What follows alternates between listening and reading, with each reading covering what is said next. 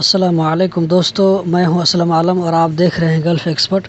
دوستو، آپ لوگوں کی طرف سے کئی بار یہ سوال آیا ہے کہ اگر ویزا میں کسی طرح کا کوئی مسٹیک ہو جائے، جیسے نام کی اسپیلنگ میں غلطی ہو جائے، پاسپورٹ کی ایکسپائری ڈیٹ آف برتھ میں مسٹیک ہو جائے تو کیا کریں؟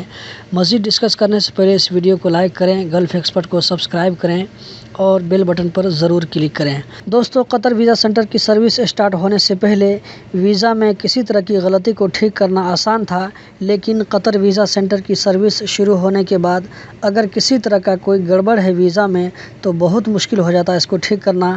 لیکن شخصیہ کا ویزا میں اگر کسی طرح کا کوئی مسٹیک ہے تو ڈائریکٹ پاسپورٹ آفس میں پاسپورٹ کی کاپی لے کر جائیں گے تو وہاں پر ٹھیک ہو جائے گا۔ اگر کمپنی میں کوئی مسٹیک ہے تو ایسے میں آپ کو قطر میں 109 پر کال کرنا پڑے گا۔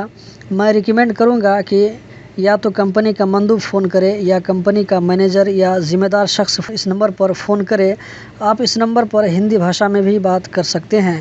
کال ریسیو ہونے کے بعد آپ اپنا پرابلم بتائیں، اس کے بعد آپ سے آپ کا موبائل نمبر پوچھا جائے گا، آپ کا نام پوچھا جائے گا، پھر آپ کو کمپلین نمبر دیا جائے گا، اس کو آپ نوٹ کر لیں۔ اس کے بعد آپ کو ایک ای میل ایڈریس دیا جائے گا، آپ اس ای میل پر پاسپورٹ کی کاپی اٹیچ کریں اور سبجیکٹ میں کمپلین نمبر لکھیں۔ ویزا اپلیکیشن سبمٹ کرنے کے ٹائم میں اگر آپ نے اسکرین شاٹ لیا تھا تو اس کو بھی اٹیچ کر کے سینڈ کریں۔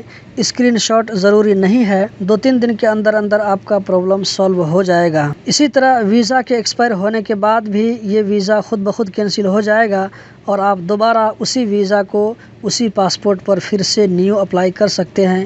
اس طرح بھی آپ کا پرابلم سالو ہو سکتا ہے۔ دوستو، اسی طرح کی انفارمیٹیو ویڈیو دیکھتے رہنے کے لیے اس چینل کو سبسکرائب کریں۔ اگر ویڈیو اچھی لگے تو دوستوں کے ساتھ میں بھی ضرور شیئر کریں۔ آپ لوگوں کے قیمتی وقت کا بہت بہت شکریہ۔